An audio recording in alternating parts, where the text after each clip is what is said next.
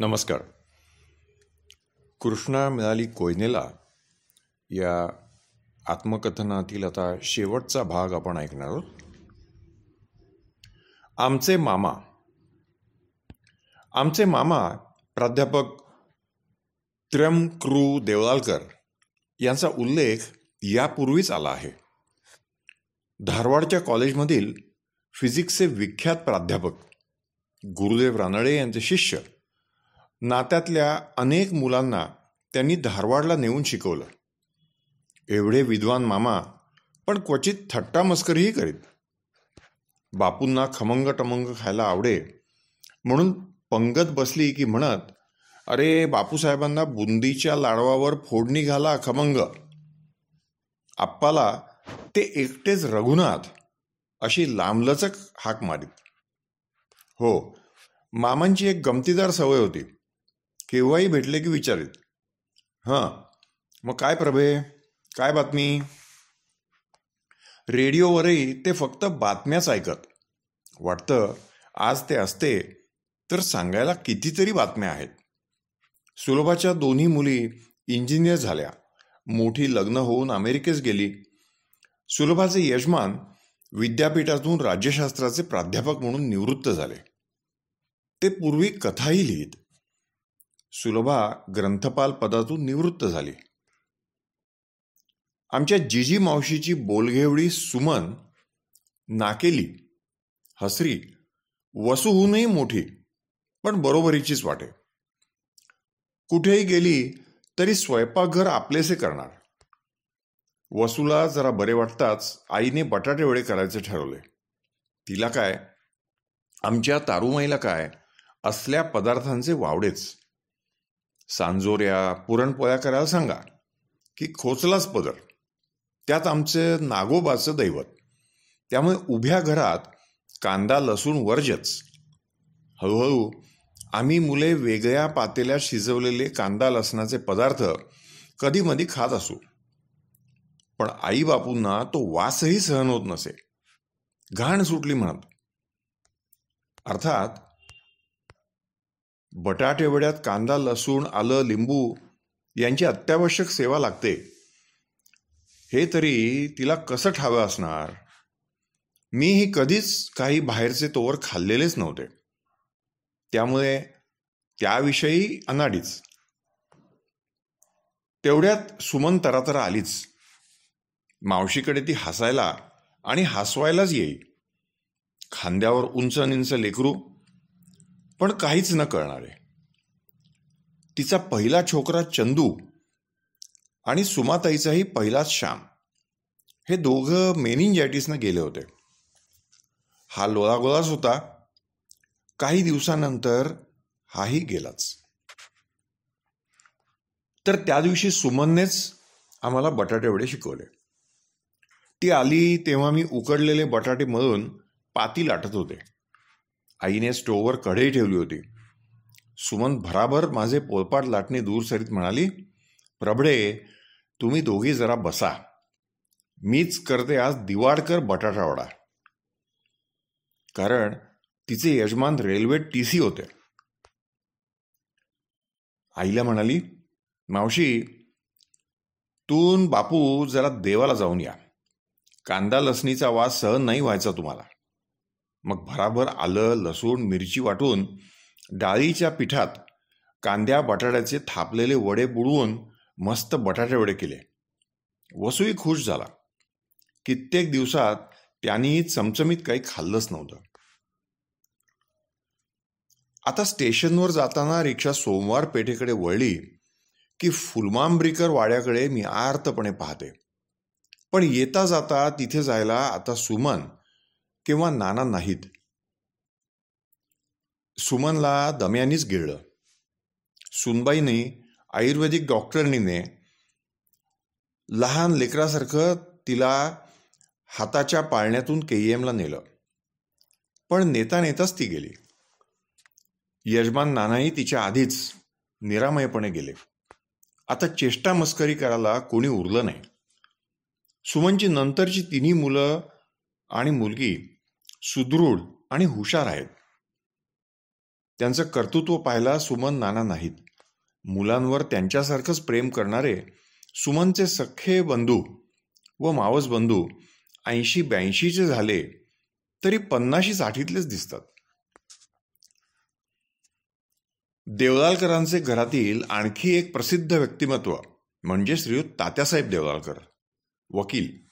आमच्या मामांचे ते पुतणेच. नाशिक येथे देना बँकेसमोर रहिवास. त्यांच्या पत्नी इंदिरावहिनी म्हणजे पूर्वीच्या वैभवशाली वाड्यातील गोठ पाटल्याधारी प्रशस्त सूनबाई.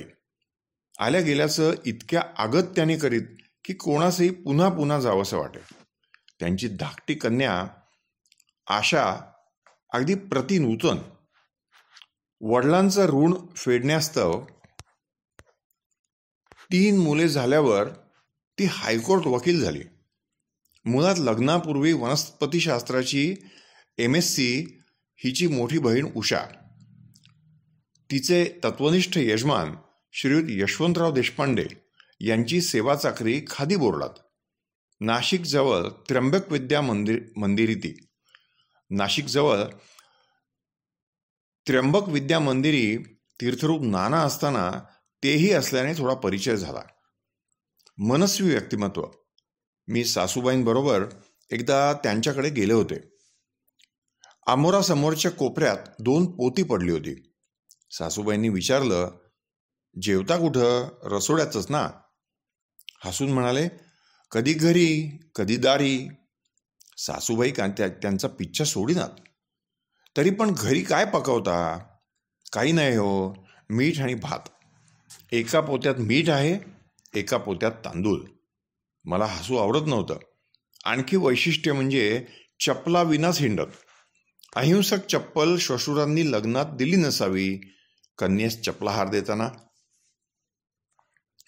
एकदा पाऊस पडत होता तेव्हा गोदावरी पोहत पार करून श्वशुरगृही आले. सासऱ्यांनी लगेच धोतर शर्ट दिला.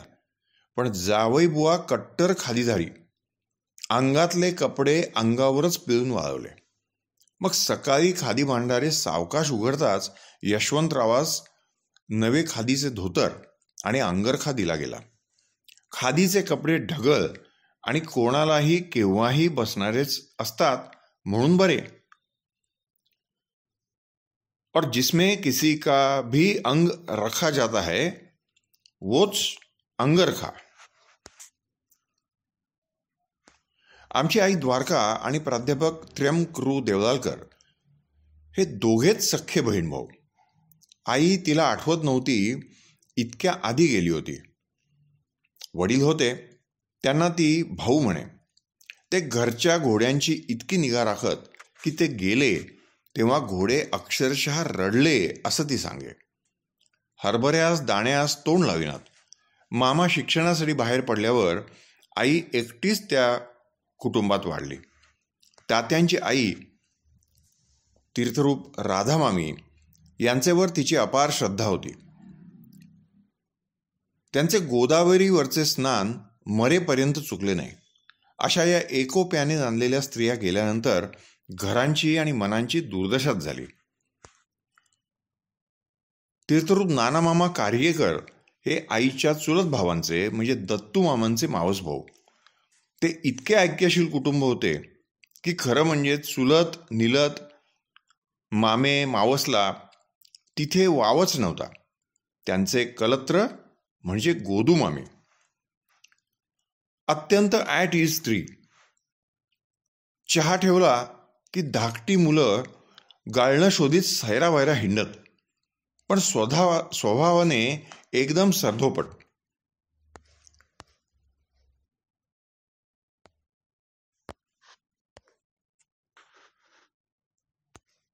आई 4 दिवस त्यांच्याकडे माहेरास गेली तरी हसत स्वागत होई.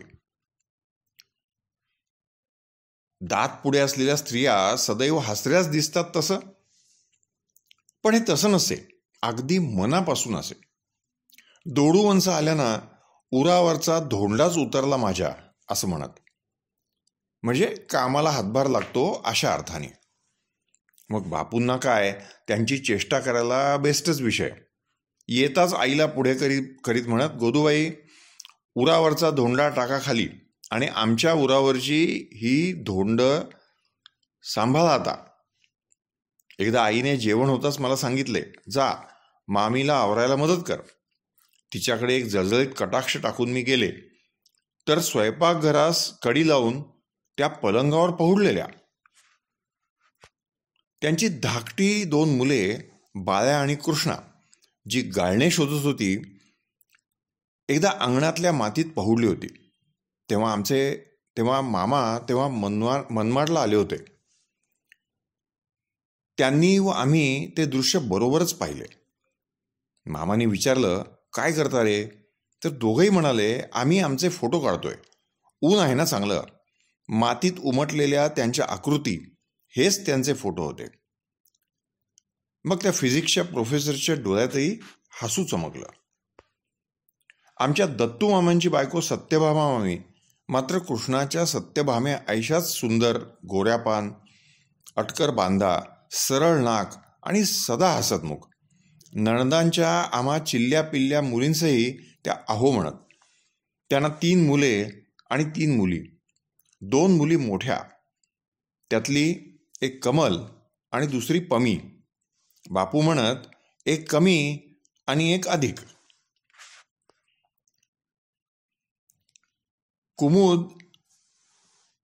कुमुद सालकडे ही सुमाताईची पट्ट आणि घट्ट मैत्रीण. तिचे वक्तृत्व तर वाखाणण्याचेच. स्पर्धेबिर्धेत भाग घेतला की ती बापूंकडे येई. त्यांच्यासमोर रंगीत तालीम करून वाहवा मिळवे. मालती ढवळे नावाच्या त्या दोघींच्या मैत्रिणीचे इंग्रजी 5वीतच लग्न झाले.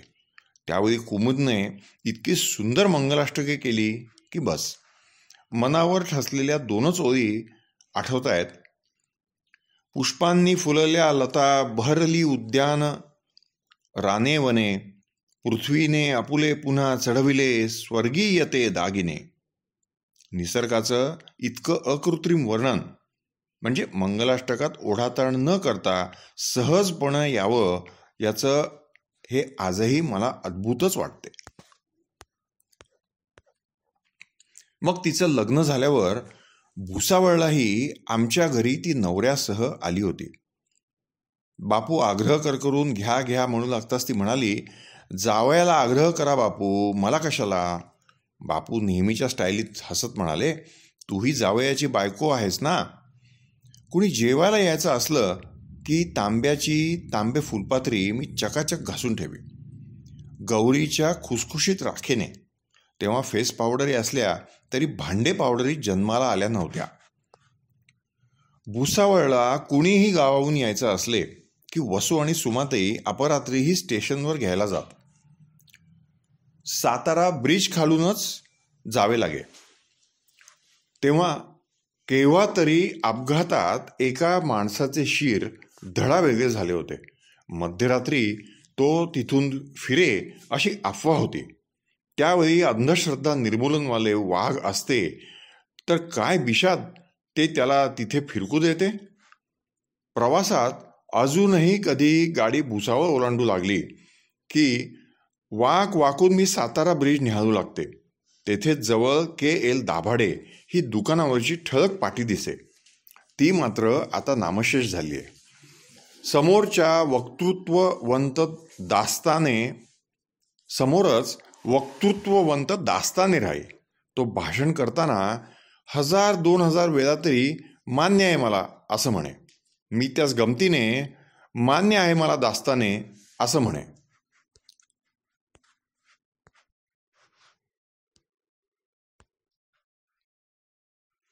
बापू कीर्तनकारास भोजनास्तव आमंत्रित. त्यातल्या हभप बेटावतकर बुवांचा तो पांढरा शुभ्र फेटा, बाराबंदी, जाडजूड दंडा कीर्तनकाराचे एक आगळेच रूप दाखवी. बेटावद या गावाच्या नावावरूनही बेटावद हा विनोद हमखास होई. भोजनात आई मोठं बोगोणभर बासुंदी आठवी. RR सर शिकवताना गमतीने सांगत, बरं का मुलांनो, ट ठ ड ढ ण मोठं बोगोण.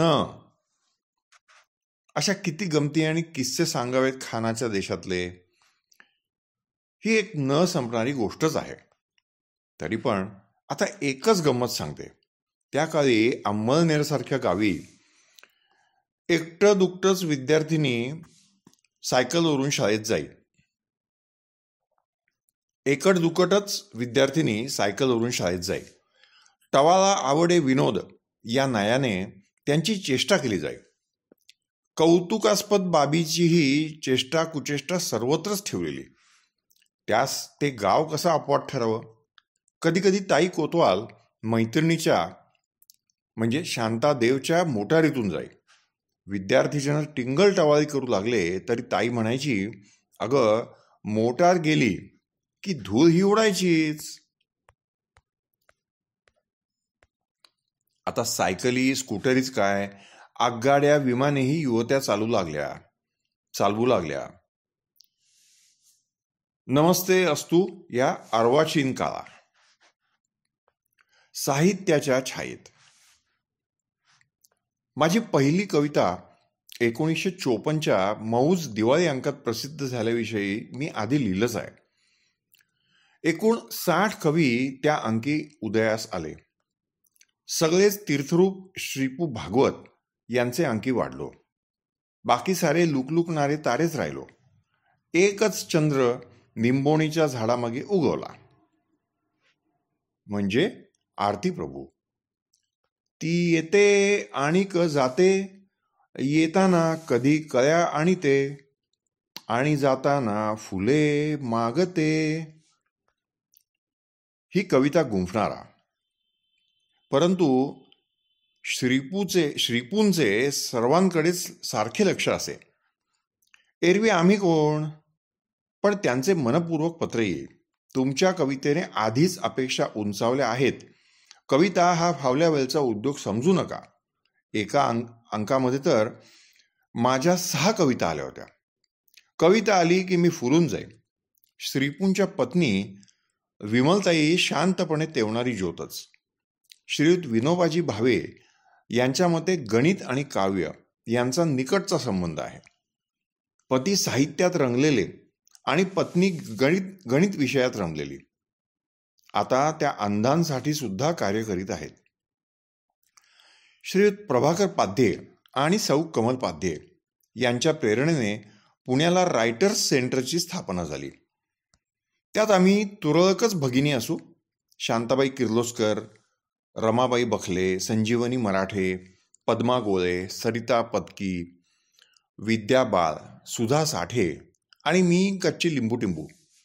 त्यापूर्वी 1954-55च्या सुमारास आम्ही सौ सरिता पत्की यांच्याकडे जमत होतो. श्रीयुत अरविंद कुलकर्णी, संजीवनीबाई, पद्माताई. तिथेच प्रथम मी विजया आपटे या त्यावेळच्या तरुण लेखिकेला भेटले. त्याच आजच्या विख्यात लेखिका विजया राजाध्यक्ष. कविवर्य पुशी रेगे यांच्या छंद या त्रैमासिकात त्या लिहित असत. श्रीयुत मंगेश पत्की हेही तोलामोलाचे लेखक. इंग्रजी वाचनही त्यांचं अफाट होतं. नवनव्या कादंबऱ्या लिहिण्याविषयी ते बोलत असत. पण नंतर अचानकच त्यांचं लेखन थांबलं. जणू ते मूकच झाले. मी त्यावेळी 16-17चीच असल्यानं थोरल्या मेहुण्यानाशी चेष्टा मस्करी करीत की मी आधी शब्दांच्या जोड्या वा जुडगे बांधून ठेवते आणि मग यमकासाठी हळूच एक काढते. विशेषतः पुढील करणी कवितेचे वेळचेच त्यांचे हे बोल आज आठवले.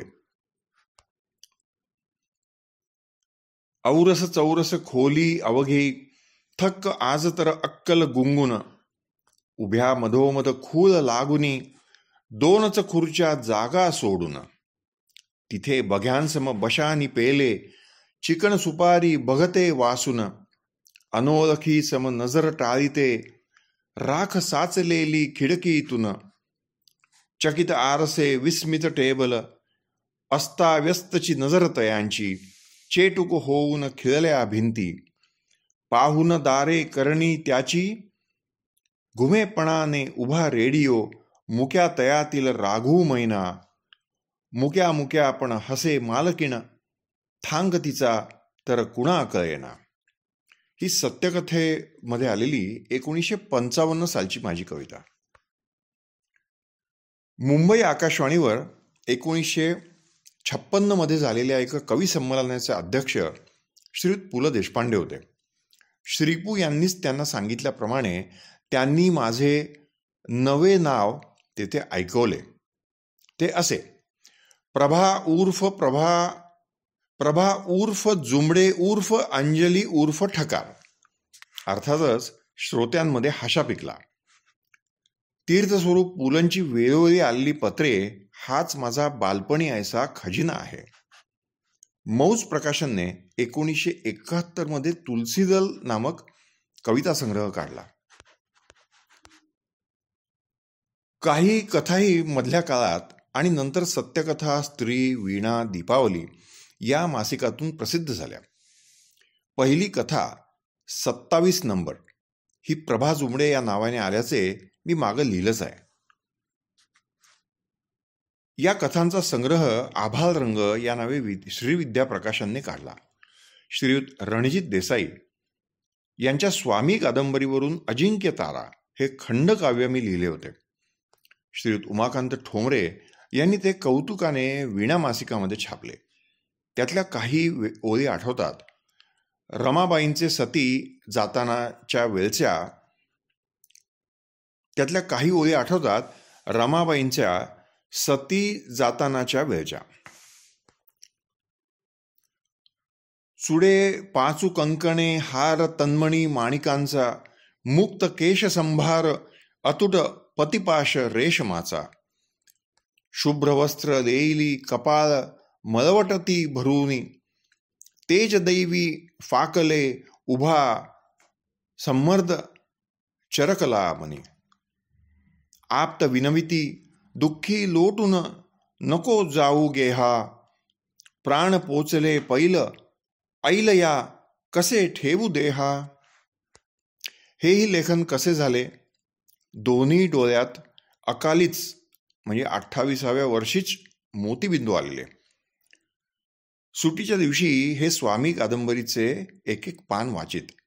मी त्यावर वरील प्रमाणे काव्य करील आणि मग हे लिहून घेत. बालकथाही वैजू स्वाती लिहून घेत. त्यांचा भावे प्रकाशनतर्फे सतारीच्या भोपळ्यात टुणूक टुणूक हा संग्रह झाला. पेशवे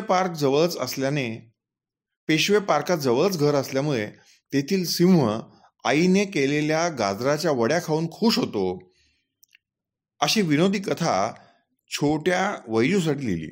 ती तिने रेडिओवर बालांचे कार्यक्रमात सांगितली. तीर्थस्वरूप गोपीनाथ नाना तळवलकर यांनी तिला पाठ थोपटून शाबासकी दिली. पहिली बालकथा. स्वप्न बंगल्यातच शेजारी घडलेली सत्य घटना ही माझी पहिली बालकथा. आमचा शेखर आणि शेजारचा बिंदुसार खनाडे 3-4 वर्षाचे असतानाचीच गोष्ट. दोघेही पट्ट आणि घट्ट मित्र. बिंदूने मामाच्या सुटकेसची बारीकशी किल्लीच खेळता खेळता तोंडात घालून गिळली. तो शेखरशी खेळता खेळता मजेत हसत होता. पण गावाला जायची वेळ होऊ लागली तरी मामाला किल्लीच सापडेना. मग शेखर म्हणाला, त्या किल्लीशी बिंदू केव्हाचा खेळतोय त्यालाच विचारा. बिंदू बोबड्या स्वरात हसत म्हणाला, गिल्ली मी ती किल्ली. मग मात्र सगळीकडे घबराट पसरली. बिंदूच्या बाबांनी लगेच त्याचा एक्सरे काढला. त्यात ती तिरकस पोजमधली किल्ली स्पष्ट दिसत होती. इतकी की ती पटकन उचलून मामाचा प्रश्न सुटावा. मामा काय, नवी किल्लीही बनवून या नवीन कुलूप किल्ली घेऊन गावात जाऊ शकता, पण त्या बिंदूच्या पोटातील किल्लीचं काय? ऑपरेशन जस्ट नाव. छे. मग बिंदूच्या पोटात ब्रेड केळी ठासून भरले आणि ईश्वर कृपेने किल्ली पडायची त्या पवित्र ठिकाणी पडली. पवित्र अशासाठी की बिंदूचं ऑपरेशन टळलं. तर किल्लीचा बिंदू या नावेच तो बालकथा संग्रह निघायचा. पण मुखपृष्ठावर मला तो एक्सरे द्यायचा होता, तो काही सापडेना. मध्ये खूप वर्षही गेली होती, म्हणून सतारीच्या भोपळ्यात टुणूक टुणूक हेच नाव मुकरर झाले. माझ्या कथा लिहून घेणाऱ्या लेकीही हा वेळ पावत मोठ्या झाल्या होत्या. मेडिकलला जाण्यापूर्वीच वैजून लग्न ठरवलं होतं. 1979 साली तिच्या लग्नाचे लाडू आणि MBBS झाल्याचे पेढे एकाच दिवशी सर्वांना मिळाले. मग धाकटी 2 मुलं शिकत होती तरी घर सुनं सुनं होऊन गेलं. 1983 साली आमचा पहिला नातू मिश्किन तथा मनू जन्मला. घटस्थापनेच्या पहाटे 1 महिन्याचा होताच त्याला घेऊन वैजू अहमदाबादला गेली. तिला तिथं DCH किंवा बालरोग तज्ज्ञ व्हायचं होतं. घर सोडून तिचे मदतीस जाणं मलाही शक्य नव्हतं. मग त्यांनी दोघांनी मिळूनच सर्व केलं. परीक्षेच्या वेळी डॉक्टरीनबाईंनीही तिला मदत केली. मनूला घेऊनच ती परीक्षेस गेली होती. पाजण्यासाठीही त्यांनी तिला वेळ दिला. असं तिच्या 1 महिन्याच्या बाळानेच स्वानुभवे तिला बालरोग तज्ज्ञ केलं. लांब लचक शिक्षणे घेऊनही दोघींचीही लग्ने 21-22व्या वर्षीच झाली. शिकत होत्या तरी त्यांना सर्व करायची हौस होती. आता माझ्याहून नाविन्यपूर्ण आणि किचकट पदार्थ करीत असतात. शेखरचंही तसंच.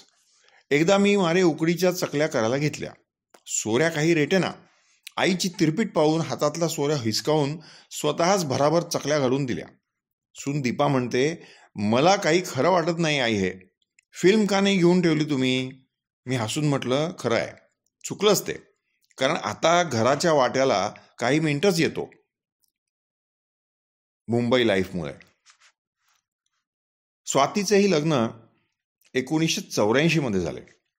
आता खास मुलींची इंजिनिअरिंग कॉलेज निघाली आहेत. खाजगीचाही तोटा नाही, पण तेव्हा मुलगी इंजिनियर होत आहे याचा लोक उगाच बाऊ करायचे. मुली मुलांच्या जागा अडवतात असं म्हणायचे. मला कधी याचा अर्थच कळला नाही. ज्यानं त्यानं अभ्यास करावा, मार्क मिळवावे, स्पर्धेत उतरावे. दिसायला आपण पुढारलेले दिसतो, पण अनेक गोष्टीत मागासच आहोत हे ठिकठिकाणी कळून येतं. पुरुषापेक्षा स्त्रीवर संसाराची जबाबदारी नेहमीच जास्त असते. विशेषतः प्रसूती, बालसंगोपन. कितीही नोकर चाकर ठेवले तरी पुष्कळशा गोष्टी स्त्रीलाच कराव्या लागतात. तरीही ती मेडिकल, इंजिनिअरिंग सारखे स्वतःला मनापासून आवडणारे शिक्षण घेऊन स्वतःचं कर्तृत्व दाखवीत असते. याचे सर्वतोपरी कौतुक सुजाण माणसांनी करायला नको का? विशेष म्हणजे स्वातीला इंजिनिअरिंग आणि मेडिकल या दोन्ही सरकारी कॉलेजात ॲडमिशन मिळाली होती. पण इंजिनिअरिंगलाच जाण्याची तिची जिद्द इतकी पराकोटीची होती, आणि तेही मेकॅनिकल इंजिनिअरिंगला, की ती आम्हाला म्हणाली की मेडिकलच्या ॲडमिशनचे पत्र वाटल्यास तुम्ही फ्रेम करून ठेवा. सुनबाई म्हणजे शेखरची बायको दीपा ही सुज्ञ आहे. योग्य तोच सल्ला त्याला देते. लग्नापूर्वी पुण्यातील नामवंत इंजिनिअरिंग कंपनीत तो नोकरी करीत होता. तिथे आयुष्यभर पुरावा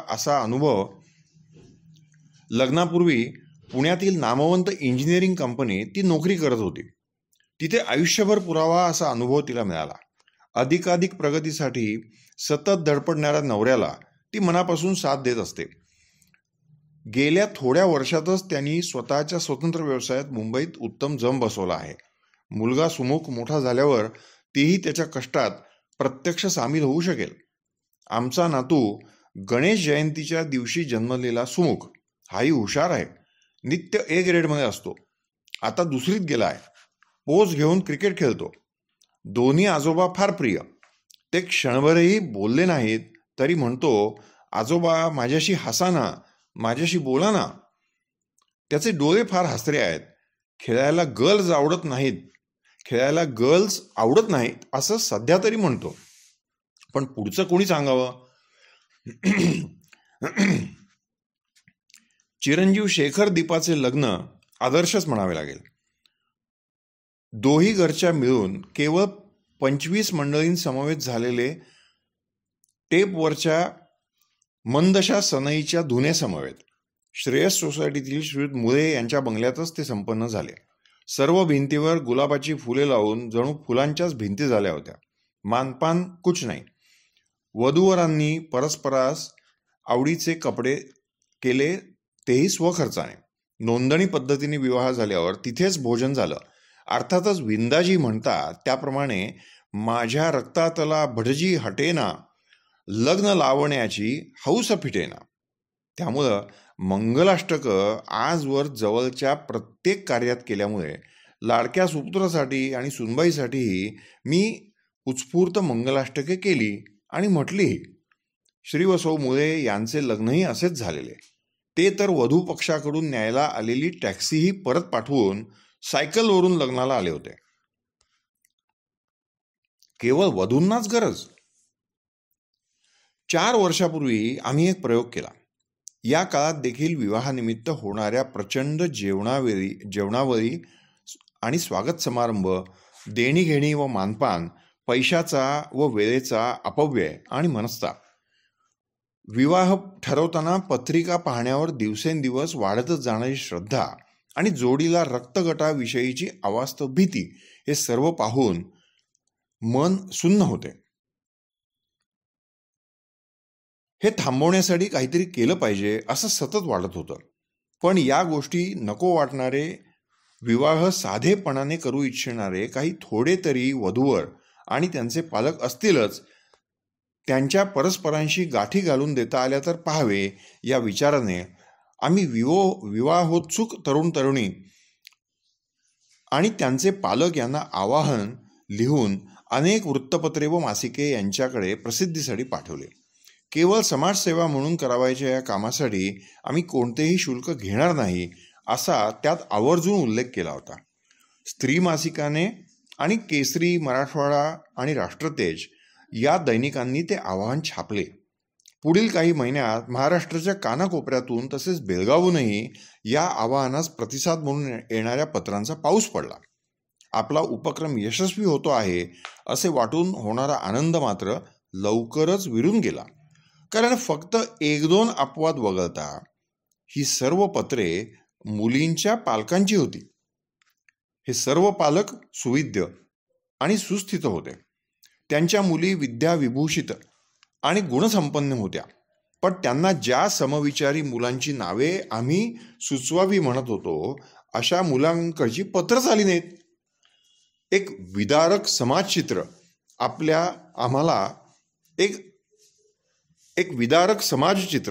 आम्हाला वाकुल्या दाखवीत होतं.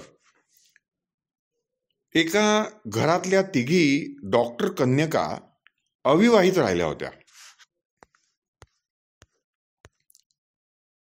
MBBS, BAMS, MA, MSc, BE, BSc, BCom झालेल्या आणखी कितीतरी जणी होत्या. पत्रिका, रक्तगट, वरांच्या आणि वरपित्यांच्या अवास्तव अपेक्षा या सर्वांमुळे आपण कसे हैराण झालो आहोत व आमच्या उपक्रमाकडे कसे आशेने पाहत आहोत याची भरभरून निवेदने त्यांच्या पालकांनी लिहिलेल्या पत्रात होती. आमच्या उपक्रमांचे अभिनंदन करणारी स्वतंत्र पत्रेही होती. आम्ही कित्येक महिने वाट पाहिली, पण मुलांकडची पत्रे आली नाहीत. निःशुल्क काम करण्याच्या आमच्या उत्साहावर व आमचे आवाहन निःशुल्क छापणाऱ्या माध्यमांच्या सहकार्यावर पाणी पडलं. शेवटी सर्व संबंधितांकडे दिलगिरी व्यक्त करण्यापलीकडे आमच्या हातात काही उरलं नाही. या कथेवरून काय दिसतं? सर्व विवाहोत्सुक मुलगे माता पित्यांच्या पदराखालची कोकरे आहेत. स्वतःचा विचार नसल्यासारखे ते आईबापांकडे बोट दाखवतात आणि आईबाप कितीही शिकले सवरलेले असले तरी अजूनही 100 वर्षापूर्वीच्या वरपित्यांच्या धुंदीतच वावरतात. प्रेमविवाहाचाही अनेकदा फज्जा उडालेला आपण सर्वांनीच पाहिलेला आहे. यावर उपाय काहीच नसावा का? की सारेच निरुपाय टकाटका बघत बसायचे किंवा कार्यालयात रांगा लावून 70 ते 125 रुपयांपर्यंतचे भोजन रिचवून यायचे, हात तोंड पुसत आणि खोटं खोटं हसत? नमो ब्रेन ट्युमरा.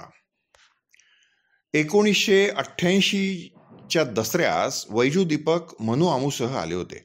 त्याआधी 10-12 दिवस चक्कर येऊन मी बाथरूममध्ये 2-3 तास पडून होते.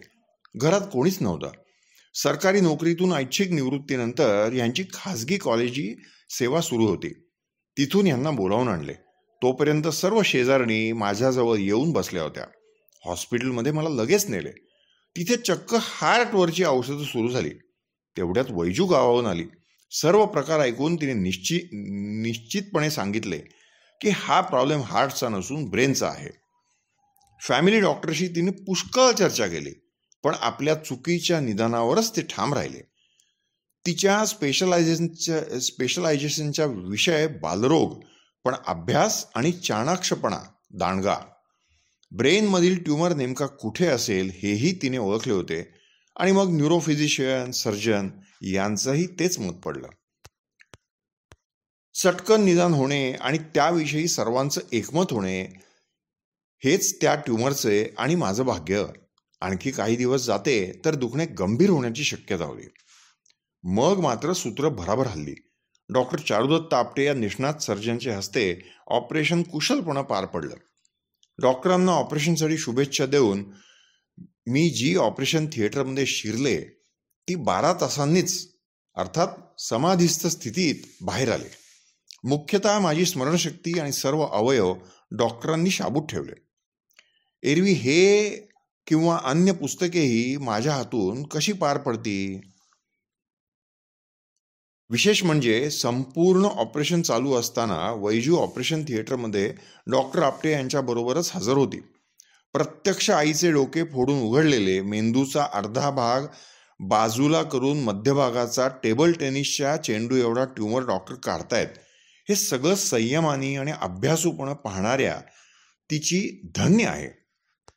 शेखरला धीर देण्यासाठी त्याचे मित्र दिवसभर त्याच्याबरोबर होते. ऑपरेशन नंतर 6 दिवस आयसीयू मध्येच समाधीतच होते. नलिका समूहाने वेढलेली. डॉक्टरांनी आधीच सांगितलं होतं, तुम्ही श्वासोच्छ्वास करणारच नाही, यंत्रच तुमचा श्वासोच्छ्वास करील. शुद्धीवर येऊन आणखी 8 दिवसांच्या हॉस्पिटल वासानंतर घरी येते तो डोक्याची जखम उघडी होऊन मेनिंजायटिसचा धोका निर्माण झाला. लगेच पुन्हा हॉस्पिटलमध्ये दाखल झाले. 10 दिवस रोज लंबर पंक्चर व्हायचं. डोक्याच्या जखमेसाठी अखेरीस डॉक्टर भालेराव यांच्या कुशल हस्ते एक प्रकारची प्लास्टिक सर्जरी झाली. ती पार पडल्यावर ते मला म्हणाले, आता तुम्ही देवाची प्रार्थना करा, मीही करतो. मग 3 आठवडे तिथे गेले. नंतर 20 दिवस रेडिएशन ट्रीटमेंट झाली. घरी येताच निश्चित पडून राहील. मी नाहीच असं वाटे. डॉक्टर चारुदत्तांनी आधीच सांगितलं होतं की तुम्हाला लोकांची घरे आठवतील, पण स्वतःचं आठवणार नाही. तसंच झालं. स्वातीनं हात धरून मला सर्व घर दाखवले. हे देवघर, इथे बसून तू पूजा करायचीस. 6 महिनेपर्यंत कानात सतत वेगवेगळे आवाज येत असत, जशी काही सागराची गाजच. अगदी तरुण वयात केवळ 22व्या वर्षीच माझे लचांड जे यांच्या गळ्यात पडलं ते अनेक दुखण्यांच्या मालिकेसहज. 1966-67च्या सुमारास माझ्या दोन्ही डोळ्यांची मोतीबिंदूंची ऑपरेशन झाली. त्यानंतर काही वर्षांनी हिस्टेरेक्टॉमी झाली. मग 1988 मध्ये कहर म्हणजे मेंदूची अवघड शल्यक्रिया झाली. 1.5 महिन्यानंतर थोडी थोडी स्वयंपाकघरात वावरू लागले. शेखर दीपाचं लग्न 1990 मध्ये झाले. त्या दिवशी प्रथमच मी इवल्याशा केसात एकत्र करून बो बांधला. तोवर डोक्याचा चकोटच होता. ऑपरेशनला जाण्यापूर्वी डॉक्टर चारुदत्त यांनी अगदी तिरुपती करा म्हणून फरमावलं होतं. त्यानुसार त्यावर मी फडके बांधले. बाहेर बिहेर जाणं नव्हतंच. हळूहळू हे मला हात धरून बाहेर न्यायला लागले. प्रथम मला फार टेन्शन येईल, कारण ह्यांनी हात धरल्याशिवाय मला चालताच येत नसे. आता मी पूर्ण बरी असले तरी पाय थोडे बधीरपणामुळे रग लागल्यासारखे दुखतात. डॉक्टर लोकांचं म्हणणं, मेंदू बरा झाल्यावरही शस्त्रक्रियेचे वेळी मुंग्या आल्यासारखे बधीर झालेले पूर्ववत व्हायला फार वेळ लागतो. त्यात भरीत भर म्हणून संधिवातही संधी साधून शिरला असावा. 2 वर्षांपूर्वी अपेंडिक्सही इमर्जन्सी ऑपरेशन झालं. आता मी सर्व दुखण्यांना निरडावले आहे. बापू म्हणत तशी वर जाता जाता मांजरागत उशी घेऊन अलगद खाली आल्या. परवा मी म्हटलं अमेरिकेस मी महिनाभर तरी मजा करायला, सृष्टी सौंदर्य पाहायला यावं अशी तुमची फार इच्छा होती. ती इथं पुरी झाली असं समजा. एरवी कशाला इथे हातात हात घालून हिंडलो असतो. त्यावर ते मनमुक्त हसतात. आणि मी इतरांसही सांगते, आमची सप्तपदी ज्यांनी पाहिली नाही त्यांना ती व्हिडिओ टेपसारखी पुन्हा दृश्य होण्यासाठीच जणू नियतीने पुन्हा हा शल्यक्रियेचा मांडव उभारला. तेथील प्रखर प्रकाशझोत आणि अनेक लोक पाहून वाटे जणू लग्न समारंभच आहे. गुलमोहरचे संपादक श्रीयुत अनिल किणीकर यांनी माझ्याकडून नमो ब्रेन ट्युमरा हा लेख दिवाळी अंकासाठी लिहून घेतला. त्यासोबतचा वैद्यकीय भाग लिहिला तो वैजूनेच. सप्तशतका पल्याडचे गुज. पूर्वी एकदा हे मला म्हणाले, काव्याच्या अंगाने आपण एकदा ज्ञानेश्वरी वाचूया का. मी चक्रावूनच गेले. तिन्ही मुलं तशी लहानच होती. दोघी मुली थोड्या मोठ्या, पण धाकटा मुलगा वर्षाचा, खोड्या करणारा. त्यात याची स्वप्नी घर 2च खोल्यांचं. म्हणजे या स्वप्न बंगल्यातलं घर 2च खोल्यांचं. त्यात तो एवढा मोठा ग्रंथ ठेवणार कुठे आणि वाचणार केव्हा. मी यांना म्हटलं, 3 लेकरांचे बाप झालात तरी विनोद किती करता हो. माझं इवलं लेखन आणि संसार यात तुम्हाला डबा तरी वेळेवर मिळतोय, धन्य समजा. त्यात आणि ग्रंथाबिंथात डोई केव्हा हो खुपसावी. पण अजिंक्यतारा ही ज्ञानेश्वरीची नांदीच होती जणू. तरी पण प्रत्यक्ष ते काम सुरू व्हायला मध्ये पुष्कळ वर्ष जावी लागली. अचानकपणे 12 जानेवारी 1984 म्हणजे विवेकानंद जयंतीला मूळ ज्ञानेश्वरीच्या 700 वर्षांपूर्वीच्या मराठीतल्या ओवीच्या जागी प्रचलित मराठीतली सहज सोपी ओवी मला स्फुरू लागली.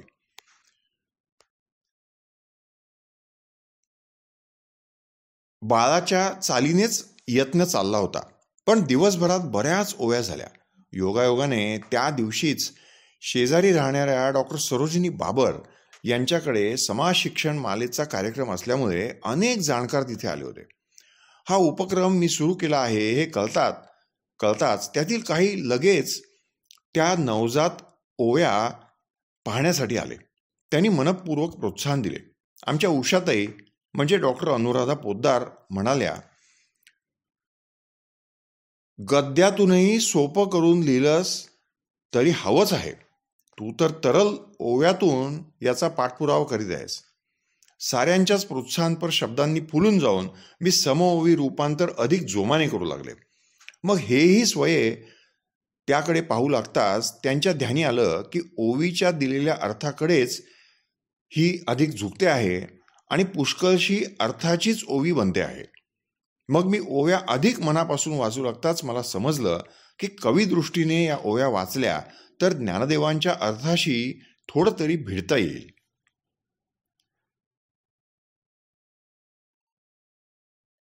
त्यानंतर पुढले एक अध्याय उलगडताना स्फूर्ती वाढू लागली. सप्तशतका पल्याडचे गुज झिरझिर श्रवणी आज अशी स्थिती झाली. हे काम सुरू असतानाच पहिले 2 अध्याय नमुन्यादाखल स्त्री मासिकाकडे पाठवले. स्त्रीचे त्यावेळेचे संपादक श्रीयुत श्री भा महाबळ यांनी ते अतिशय आवडल्याने वर्षभरात क्रमशः स्त्री मासिकातून प्रसिद्ध झाले. त्यास वाचकांचा प्रचंड प्रतिसाद पत्रांद्वारे लाभला. या ओव्यांचा ग्रंथ होईल तेव्हा हो म्हणत काही वाचकांनी त्या ओव्या लिहूनही घेतल्या. 1988 ब्रेन ट्युमरने गाठीपर्यंत 7 अध्याय लिहून झाले होते. 8व्या सुरुवात करताच जाणवू लागलं की नेहमीसारखं सहज आपल्याला लिहिताच येत नाहीये. घरातल्या साध्या गोष्टीतही आपल्याला काही कळत नाही असंच वाटायचं.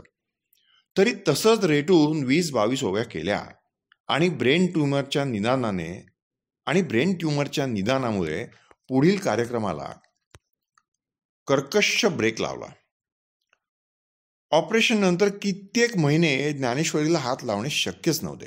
आपल्याला यापुढे काही जमेल का याविषयी शंकाच मनाला कुरतडत राहायची. पण मग एक एक दिवस लेकाने स्वतः हौसेने घेतलेल्या गाडीतून आळंदीला नेऊन आणले. आणि मग एक दिवस लेकाने स्वतः हौसेने घेतलेल्या गाडीतून आळंदीला नेऊन आणलं आणि स्फूर्ती परत आली. पण ओवी कशी बांधत होतो हेही सुरुवातीला आठवत नव्हते. मग हळूहळू ह्यांनी ओवी आणि अर्थ वाचून दाखवायचा आणि मी केलेली ओवी लिहून घ्यायची असं सुरू केलं. स्वतः वाचन लेखन करण्यास काही काळ जावा लागला.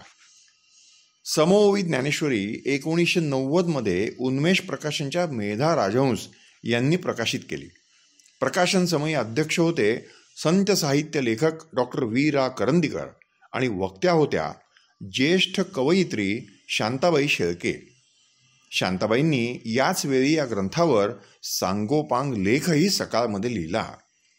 नंदा सुर्वे यांनी महाराष्ट्र टाइम्समध्ये परीक्षण लिहिले. त्या पुस्तकासही प्रतिसाद उत्तम लाभले. नंतर ज्ञानेश्वरांच्या अमृतानुभव आणि चांगदेव पासष्टी या ग्रंथांचीही समओवी रूपांतरे केली. ते पुस्तक 1993 मध्ये प्रसिद्ध झाले.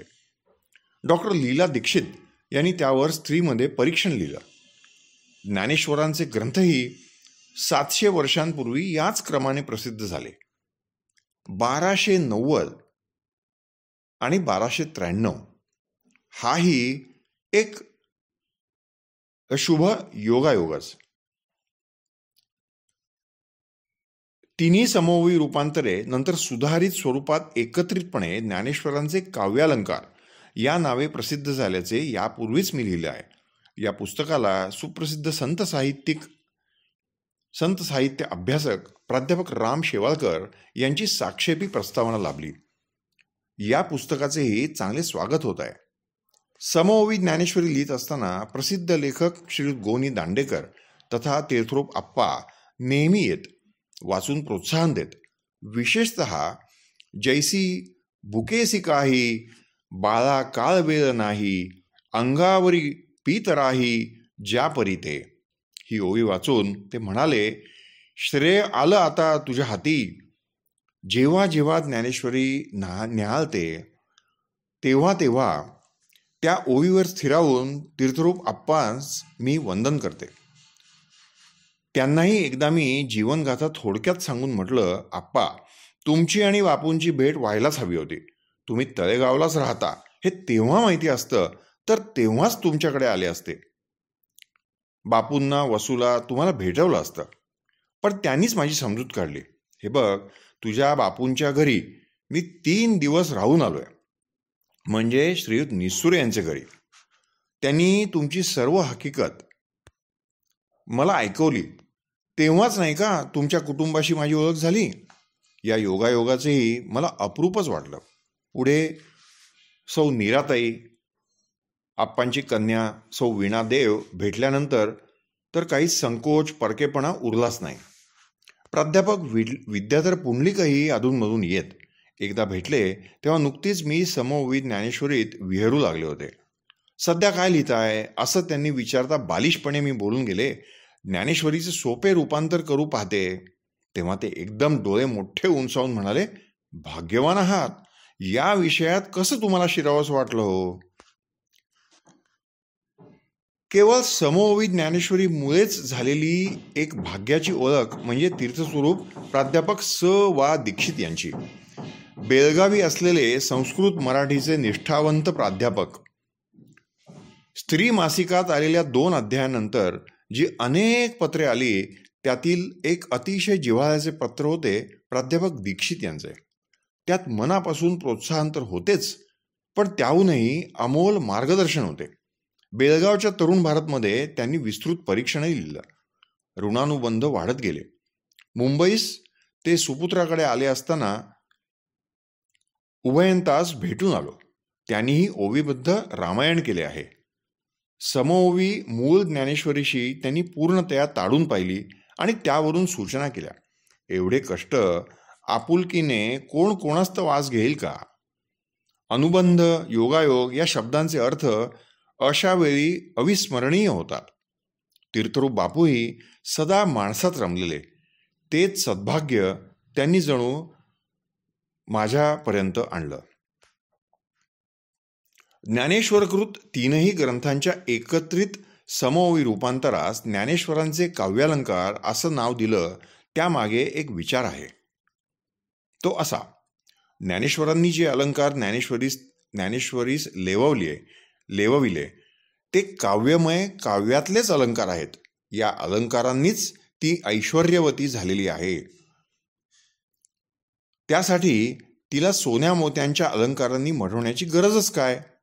संतजन तर म्हणून गेलेत, सोने रूपे आम्हा मृत्तिके समान. तिचे पठण मनन करावे, प्रवचनातून अज्ञास अपूर्वाईने सांगावे. यातच तिचं खरं खुरं सार्थक. यानंतरची भावी पुस्तके म्हणजे सुखशांतीच्या शोधात, थोडं आध्यात्मिक, थोडं विनोदी आणि मेहता प्रकाशनतर्फे हे प्रसिद्ध होत आहे. संस्कृत सुभाषितांचे काव्यात्म अनुवाद, उर्दू शेरांचे काव्यात्म अनुवाद ही पुस्तकं आपल्या हयातीत होवोत वा न होवोत. कारण प्रकाशकांची लय अतिशय विलंबित असते तर लेखकांची द्रुत. हा मेळ कसा जमावा? तरी पण लेखक मेल्यावर कदाचित काही दिवस पुस्तके बरी खपत असतील तर तेही भलेच. न खपलेल्या व नीट न छापल्या गेलेल्या पुस्तकांच्या चितेवरच त्याचे अंत्यविधी होणे हे तर एकदम बेस्टच. तरी मरणाच्या गोष्टी तेवढ्या सोप्या नाहीतच. जे धरणे धरून बसतात त्यांना ते मिळत नाहीत. जे कधी त्याचा विचारही करत नाहीत ते भाग्यवंत झोपेतही स्वर्गवासी होतात वा चालता बोलता अंतर्धान पावतात.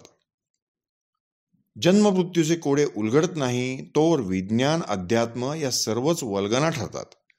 म्हणून तरी निदान नामजपात बुडूनच काळ लोटावा. नातवंडे. समओवी ज्ञानेश्वरी होताच मन रिते होऊन पोकळी वाटू लागेल असे वाटत होते.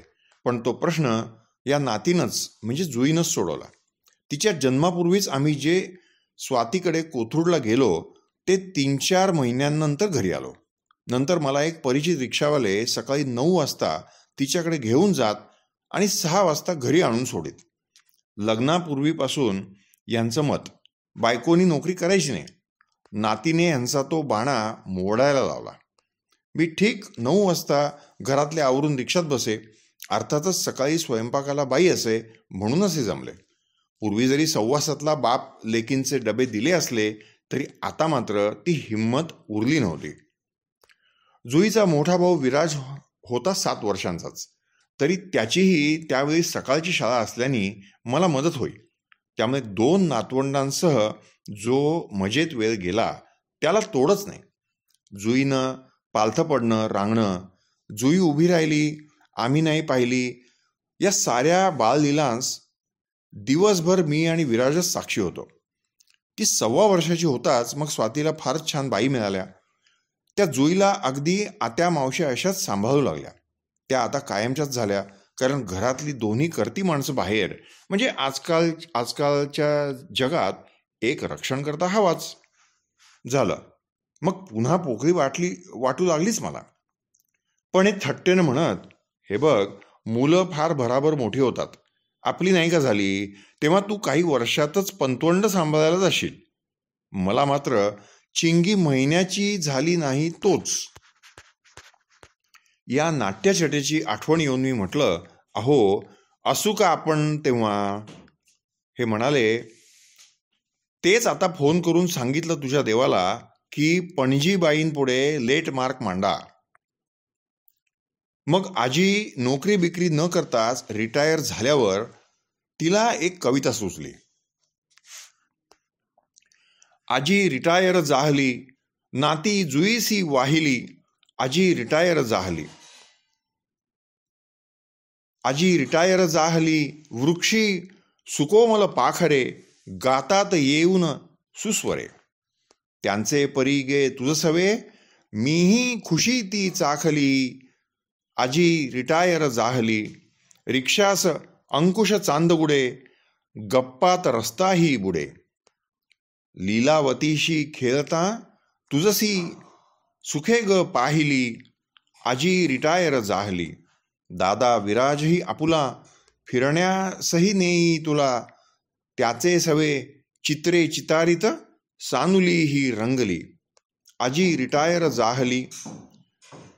अमू सुमुख अन मिश्किन विराज, तुझ खेळविता रम्य गाज. उचलुनिया घेण्या तुलाही, लिफ्टही नादावली. आजी रिटायर जाहली. मग पाठोपाठ नातवावर सुमुखवरही कविता झाली. सुमुख गणपती, आमुचा सुमुख गणपती, सकला आवडे किती, आमुचा सुमुख गणपती. गाल गोबरे हाती मोदक, पाय नाचवी छुन्नुक छुन्नक. करावी किती स्तवने आरती, आमुचा सुमुख गणपती. आई संगे घेई झोके,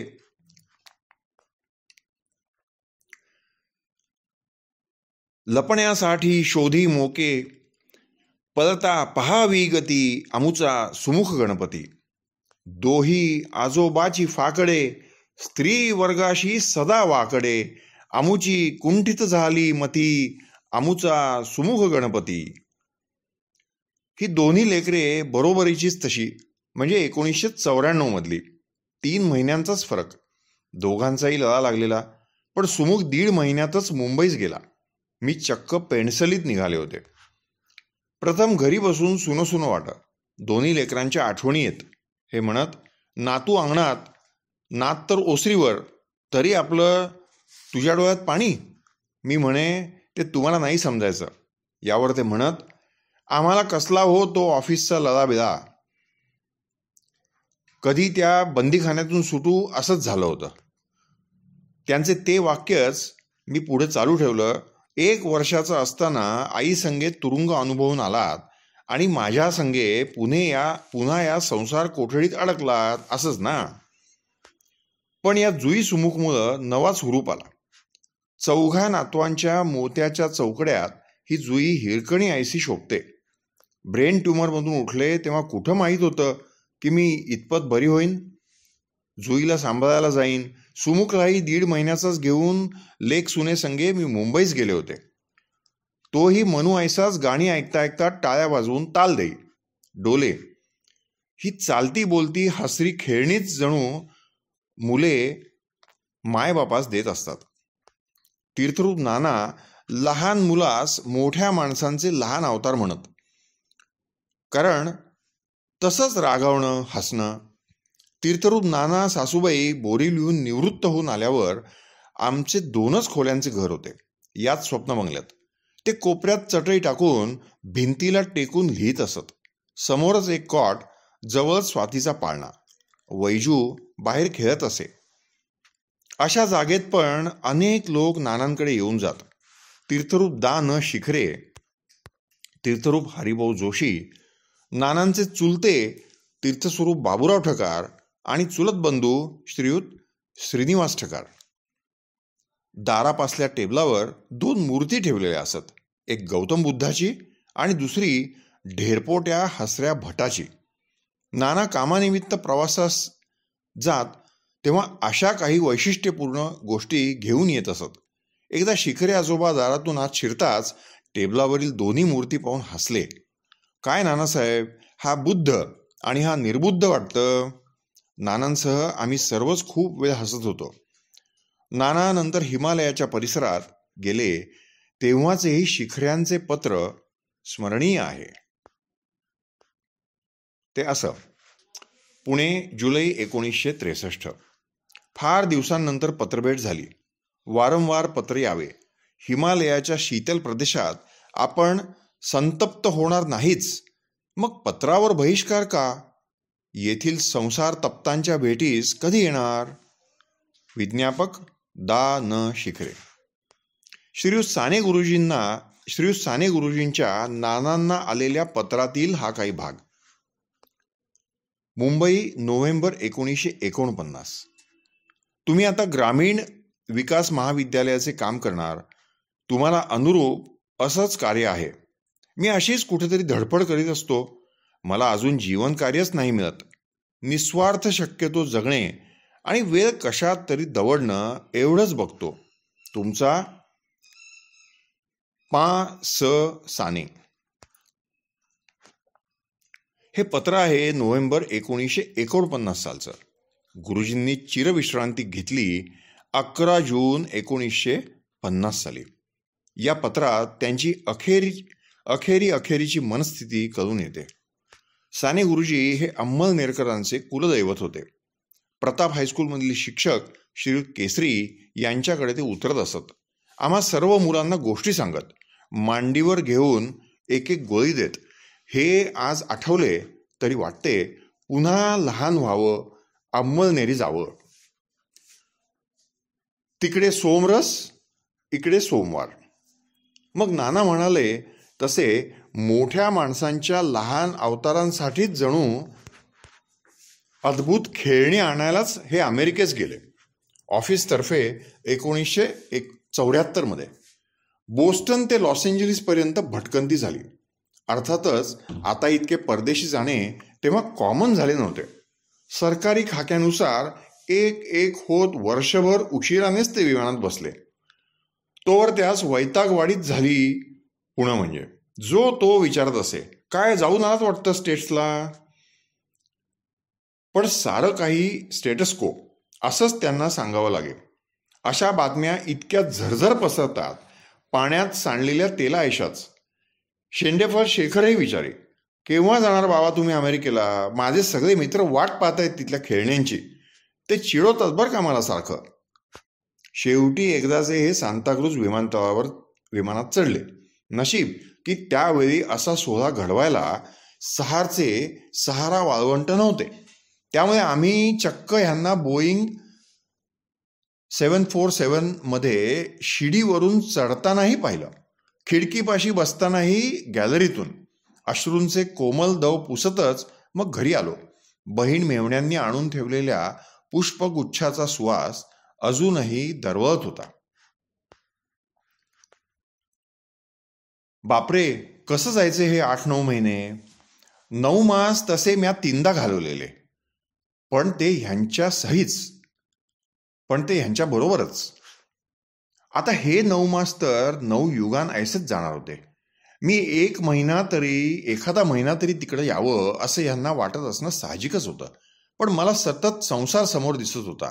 वयस्कर डायबेटिक सासूबाई, कीर्तन भजनी रमल्यामुळे घराकडे पाहू न शकणाऱ्या, तारुण्यात नुकताच प्रवेश केलेली वैजू, धाकटी दोघे तशी जाणती पण अजाणच. आणि मलाही तसे परदेश या गोष्टीविषयी फारसे आकर्षण नव्हते.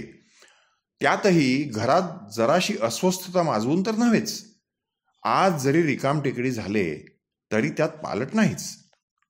मात्र त्यावेळी मी एकच गोष्ट मनापासून केली, ती म्हणजे 16 सोमवाराचे व्रत.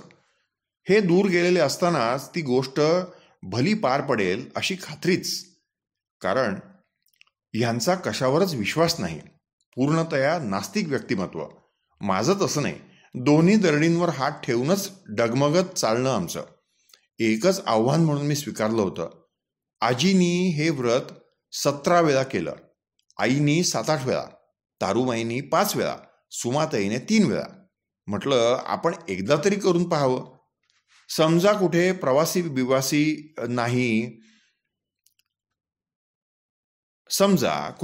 बिवासी नाही अन्न पाणी भेटलं तर आठवेल. तेव्हा नाही का आपण अन्न पाण्याविना एक दिवस तरी तगलो होतो. अर्थात हे असते तर म्हणालेच असते, असले अनहेल्दी व्रतबीत करण्याच्या तू मुळीच भानगडीत पडू नकोस. स्वर्ग नरकाची तिकिटे आपल्यासाठी फाडायला त्या वरच्याला अजून खूप काळ थांबावं लागेल. असलं काही माझ्या डोक्यात नव्हतंच. शरीर किती त्रास सोसू शकतं तेच एकदा तरी पाहायचं होतं. आणि असं काही करण्याची मग झिंगत चढते. शिवाय नवऱ्याच्या विरहात ही करमणूकही जंक्शन झाली. आया मावशाही कुरवाळून कौतुक करू लागल्या. अगं पडणारी लिखणारी मुलगी तू, कसं हे व्रत धरलं, सुखरूप पार पडू दे हो राजा येई तोपर्यंत. मी मनात म्हणायची, तो नाहीये म्हणूनच इथवर आले, नाहीतर वादावादीसच तोंड देत बसावं लागलं असतं. तरी एक सखी थट्टा मस्करी उडवीत म्हणालीच, नवरा एकटाच परत यावा म्हणूनच चाललंय हो हे भलं थुरलं व्रत. मी हसले खरी, पण हा पॉइंट कधी मनातही आला नव्हता. शिरपूरच्या आते बहिणीला सईलाही केवळ भावजयांच्या थट्टा मस्करीमुळेच वेड लागलं होतं. नवरा विलायतीला गेला तेव्हा हे आठवून पुन्हा हसू आलं. यांच्या आठवणीनं थोडं रडूही.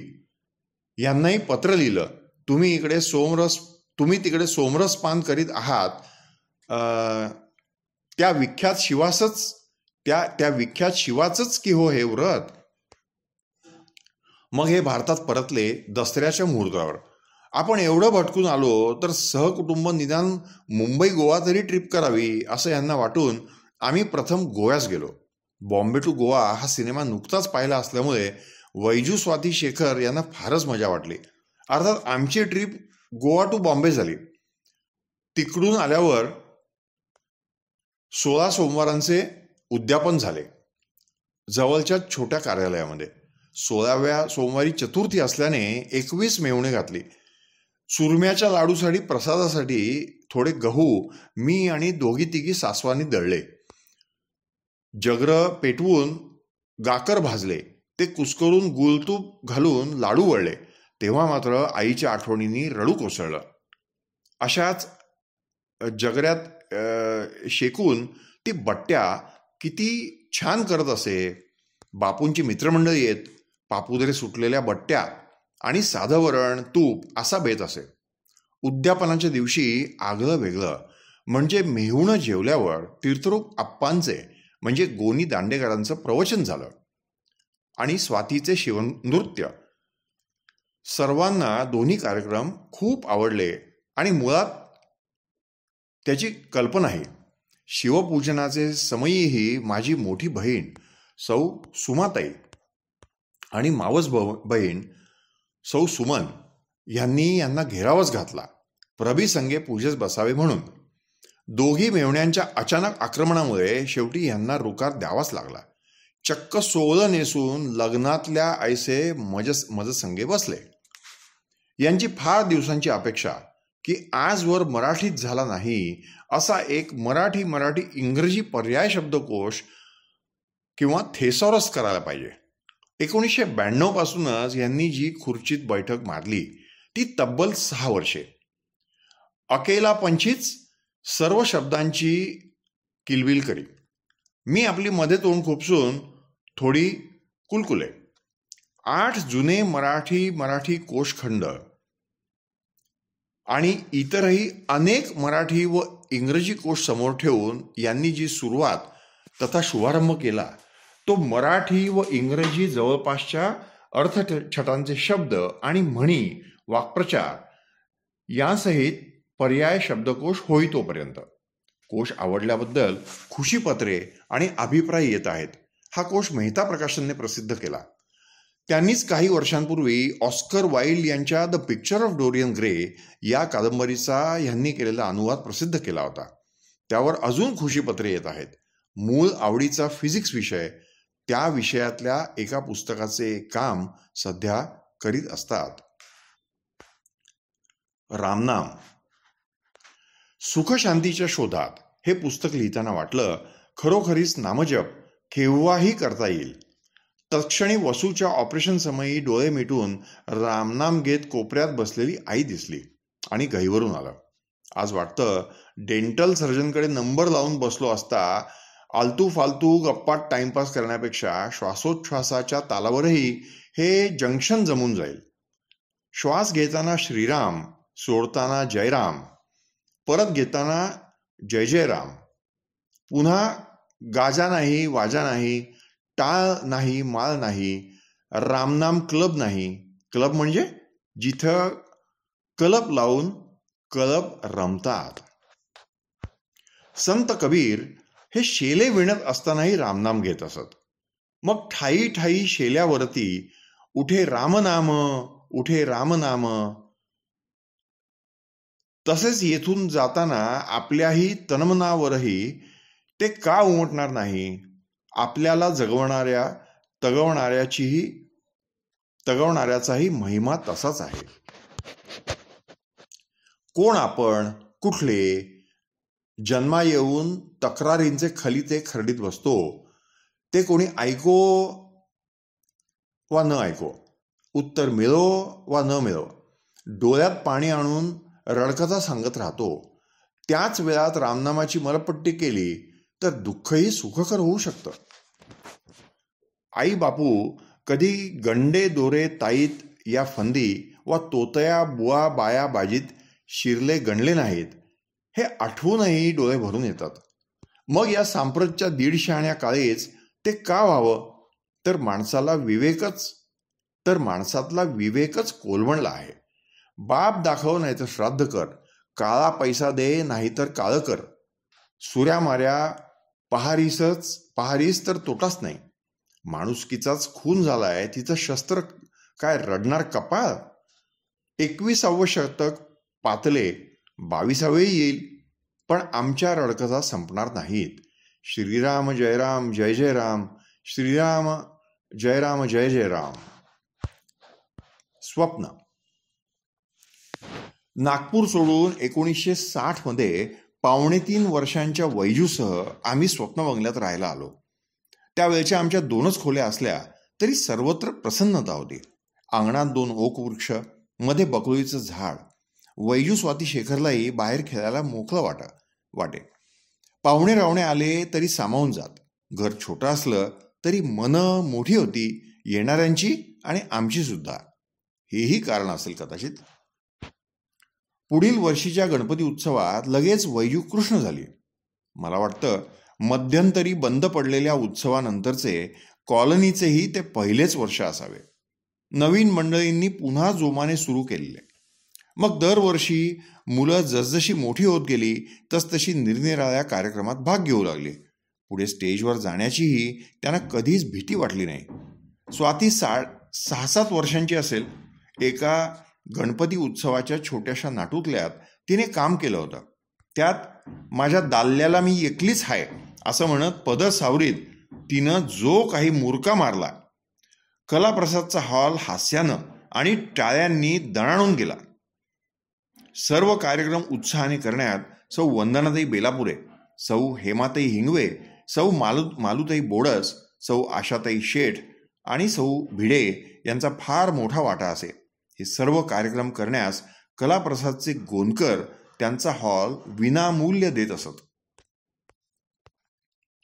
1968 मध्ये याच बंगल्यात मागील 3 खोल्यात राहण्यास आलो. एकूणच स्वप्न बंगला प्राध्यापक PT तथा भाऊसाहेब कुलकर्णी आणि कुसुमताई यांनी इतका सुंदर बांधलेला की कोणत्याही फ्लॅटांच्या तोंडात मारील असाच. आम्ही सर्वांनीच या घरावर एखाद्या वडीलधाऱ्यावर करावं असं प्रेम केलं आहे. त्यात हा बंगलाही 1957 सालचा आणि वैजूही 1957 सालची. हा जणू योगायोगच. तीर्थरूप कुसुमताई होत्या तेव्हा आमची गप्पांची मैफिलच असे. शेखरचे लग्न सुटसुटीत केल्याबद्दल त्यांनी माझ्या पाठीवर हात ठेवून प्रेमळ शाबासकी दिली होती. म्हणाल्या, लोक केवळ बोलतात, तुम्ही ते आचरणात आणलं. शेजारी तीर्थरूप अक्का म्हणजेच डॉक्टर सरोजिनीताई बाबर, सौ कुमुदताई पवार, सौ शरुताई मोहिते याही बहिणी समानच. मी चक्कर येऊन पडले तेव्हा याच भगिनी धावत आल्या. तीर्थरूप सरोजिनी अक्कांनी वैजूच्या लग्नातही सुंदर ओव्या म्हटल्या. बगबग. केव्हापासून वाटतंय की लिखाण आता संपत आलंय, तरी ते गळक्या नळायचे झिरपत राहिलंय. लिहावं तरी किती आणि काय काय तरी. गाथा तर विवरून झालाय. मग मनात आलं, चालू वर्ष मावळताना आणि नवं वर्ष उदयताना मध्ये सोयीस्कर होळी पुनव येते. नव्या वर्षाचे दार ठोठावीत. तर हे पुस्तक संपतानाही अशीच काही बगबग करून घ्यावी.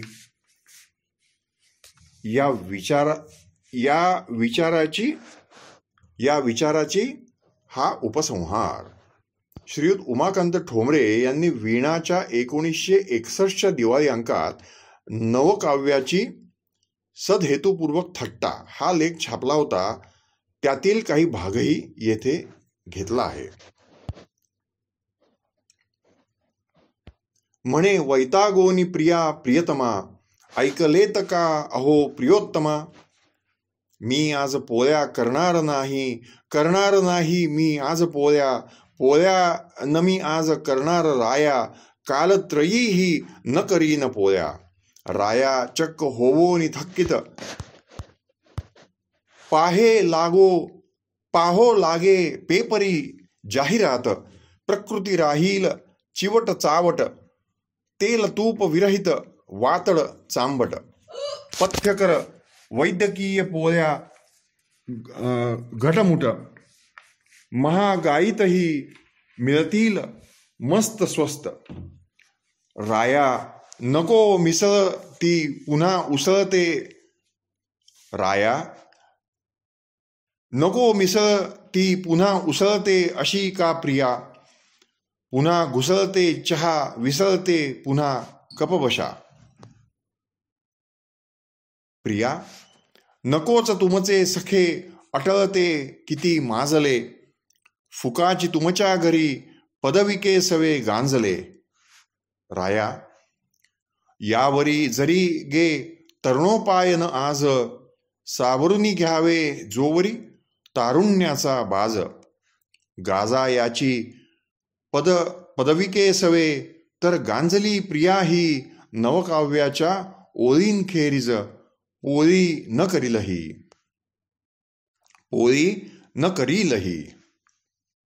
प्रिया म्हणजे मोलकरीण चंद्रा हिला उद्देशून. चल चल चंद्रा झाड अंगणे, किती बाई आम्ही वाट पाहणे. चल चल चंद्रा झाड दालने. तेवढ्यात तिचा प्रोफेसर राया येतो. राया आज हृदयात वाहे पगाराची गोड हवा. पोळी भाजून घे प्रिये, तापलेला आहे तवा. कॉफी हाऊस सिनेमा असे पाकिटाचे बळ. हात धुवून घे प्रिये, सुटलेला आहे नळ. पण नेहमी हात धुवून पाठीस लागलेली प्रिया आज अशी गप्प का. मग प्रिया म्हणते, वाणी धोबी गवरी अनसारे, जळले मेले ते राक्षसी चेहरे. तात्काळ येऊन कापतील खिसा, एरंडवणा पार्कात हवा खात बसा. मग राया म्हणतो, शिव शिव शिव आले धूडते पेपरांचे. अक्षर मुळी न कळे मद्द त्या कारट्यांचे. तेवढ्यात गुणी बाळीचे भोकांड, व त्याबरोबरच प्रियेच्या गळ्यातील बाथरूम सिंगिंगची लकेर. प्रिया नंदलाला नाच रे हास रे ब्रिजलाला. कॉलेजात उठसुट ब्रिज कुटणाऱ्या नवऱ्याला हा वाघबाण झोंबल्याशिवाय कसा राहील. मग राया म्हणतो, काय म्हणू गे तुझला अन हिजला. हिज तुझला तुझ हिजला. हे प्रबले शिंप जरा, या माझ्या घेऱ्यावर डेऱ्यातील शीत जला. वदन कमल चारुगात्र या कन्या रत्नाचे. फिल्मी रडगाण्यापरी सदा कदा. जे गाजे जे वाजे हे आई जगदंबे. विनंती मी करीत एक, ऐक. घेऊन ये या गुलाब कलिके परी ओठांच्या मापाचे गोदरेज लॉक दुजे. प्रिया म्हणते, असे काय राया तपासा न पेपर्स. दुपारी करीन म्हणते खुसखुशीत वेफर्स. तपासा गडे मिळेल ना रुपाया परहेड. काढून टाका डोक्यातले वेड. म्हणजे फॉरिनला जाण्याचं. मिळेल ना मग 500चा गठ्ठा. पुरवा गडे मग माझ्या साऱ्या हट्टा.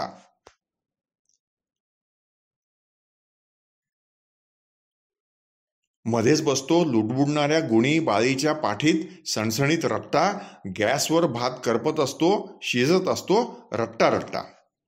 मग त्यानंतर खुपसवून चष्मा पेपरात, खोचवून अचला किचनात, प्रिया राया आपुलाल्या व्यापात गुदमरोन जातात. प्रिये चहा पिये चहा, रात्रीचा समय सरुनी येत चहा काल हा. अल्पसाही वात सुटत, बंडल वीज बंद होत, धिक मार्ग स्वच्छ करीत, अरुण पसरी निज महा. बाळी मधुर ट्याहा करीत, कामवाली खाडे करीत, सिकनोट गडे लिहा प्रिये चहा. मद्यपेग प्राशुनिया गेले हे विश्वलया, आणिक चषक सेवाया, धुंडितो दिशा दहा, प्रिये पहा प्रिये चहा. एवढा चहाटळपणा झाल्यावर आता खरा उपसंहार. आधी चुलखंड पूजिता, मग लेखन कविता, नात नातीचा लळा भोगिता, यावा मृत्यू. उपसंहारा पाठचा उपसंहार. पुढे दिलेला लेख माझ्या पाठीराख्या भावाचा, वसूचा म्हणजे वसंत जुमडे याचा, माझ्या साठीनिमित्त शुभेच्छांचा गुच्छ देणारा. येथे तो घालण्यात फार मोठं औचित्य वाटतं आहे.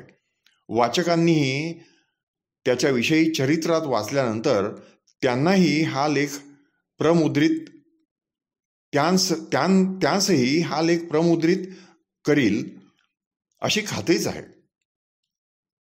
त्यांनाही हा लेख प्रमुदित करील अशी खात्रीच आहे. वास्तविक तोच खरा खंदा लेखक व्हायचा. तीर्थरूप श्री य गो जोशी असताना त्याची पौर्णिमा की अमावास्या ही आगळी वेगळीच कथा प्रसाद मासिका झाली होती. त्याने साक्षेपीपणे लिहून घेतलेल्या कवितातूनच कविवर्य बोरकर कुसुमाग्रज मला चिरपरिचित झालेले. चरित्रलेखन सरल्याची हुरहुर बहिणीस लागू नये म्हणूनच जणू काही हा लेख आत्मकथनासाठी उभा राहिला. अंमळनेरवरही त्याचा सकाळमध्ये काही वर्षांपूर्वी आलेला लेख वाचकांना फार आवडला होता. त्याविषयी खुशीपत्रेही त्याला आली होती.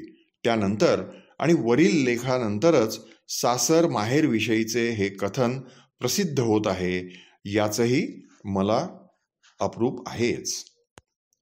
तर आता शेवटी या पुस्तकाच्या शेवटी असलेला हा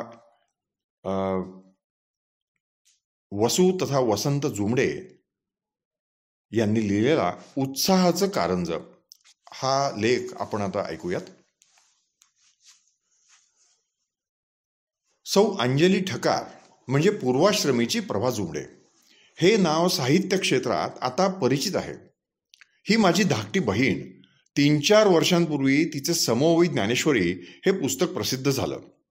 मूळ ज्ञानेश्वरी सोबत गद्य अर्थ असल्याशिवाय समजत नाही.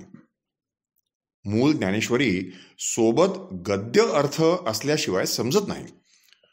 म्हणून मूळ घाटास धक्का लागणार नाही याची काळजी घेऊन ज्ञानेश्वरीतील प्रत्येक ओवीचे अलीकडील मराठीत ओवीबद्ध रूपांतर या पुस्तकात केले आहे. अभ्यासकांमध्ये तसेच सामान्य भाविक मंडळीत सुद्धा या पुस्तकाचे स्वागत झाले. पहिली आवृत्ती जवळजवळ संपली आणि दुसऱ्या आवृत्तीची तयारी सुरू आहे. ज्ञानेश्वरी पाठोपाठ अमृतानुभव आणि चांगदेव पासष्टी या ग्रंथांचेही समओवी रूपांतर प्रसिद्ध झाले. वयाच्या 14-15व्या वर्षापासून तिची काव्यप्रतिभा दिसू लागून थोड्याच दिवसात सत्यकथा, मौज वगैरे तत्कालीन चिकित्सक साहित्यिक मासिकातून तिच्या कविता येऊ लागल्या. नंतर तुलसीदल हा काव्यसंग्रह मौज प्रकाशनने प्रसिद्ध केला. काही गद्यलेखन, बालसाहित्य वगैरेही तिच्या नावावर जमा आहे. काव्य प्रतिभेचा आविष्कार विकसित होत ज्ञानेश्वरी पावत पोचेपर्यंत शारीरिक आपत्ती आणि त्यातून उद्भवणारी विकलता अशा आघातांना तिला तोंड द्यावं लागलं. आणि हे सर्व करताना तिने उत्साह व जिद्द टिकवून ठेवली हे फार कौतुकास्पद आणि अनुकरणीय आहे. हा उत्साह फक्त लेखनापुरताच नाही, तर जीवनातील सर्वच गोष्टींबाबत तिने जोपासला. नुकतंच तिने 60व्या वर्षात पदार्पण केलंय. त्या उत्साहात कुठे अजूनही कमतरता नाही, म्हणूनच तिच्याविषयी थोडंसं लिहावंसं वाटलं. माझ्यापेक्षा 6 वर्षांनी लहान असलेली ही माझी धाकटी बहीण, जेवढी उत्साही तेवढीच माझ्यावर प्रेम करणारी. योगायोग म्हणजे माझ्याच अगदी जवळच्या मित्राशी, म्हणजे विनायक शंकर उर्फ राजा ठकार यांच्याशी तिचा प्रेमविवाह झाला आणि नंतर तिची काव्यशक्ती आणखीच उफाळून येऊन विकसित झाली. तिच्या शारीरिक आपत्तींमध्ये तो तिला सांभाळत असे. साहित्यसेवा, विशेषतः ज्ञानेश्वरी संकल्प या गोष्टींमध्ये श्रीयुत ठकारांनी तिला सक्रिय प्रोत्साहन आणि सहाय्य दिलं. सामान्य माणसाच्या वाट्याला येऊ नयेत असे 2 आघात तिच्यावर झाले. तिशीच्या आतच तिच्या दोन्ही डोळ्यांवर मोतीबिंदू आले. त्यावेळच्या वैद्यकीय उपचार पद्धतीनुसार ऑपरेशन होऊन दृष्टी परत ठीक होण्यास बराच वेळ लागला आणि तरीही पूर्णपणे पूर्ववत झाली असं म्हणता येत नाही. लेखन वाचनाचा छंद असणाऱ्या माणसाला ही शिक्षाच म्हणायची. शिवाय सांसारिक जबाबदाऱ्या, लहान मुलांचे संगोपन, आल्या गेल्याचे स्वागत या सर्व गोष्टी सांभाळताना मनाचा समतोल ढळू न देता, नशिबाला दूषण न लावीत बसता साहित्यिक उत्साह टिकवून धरणं सोपं काम नाही. पण काव्य प्रतिभेचा स्फुल्लिंग तिने जोपासला.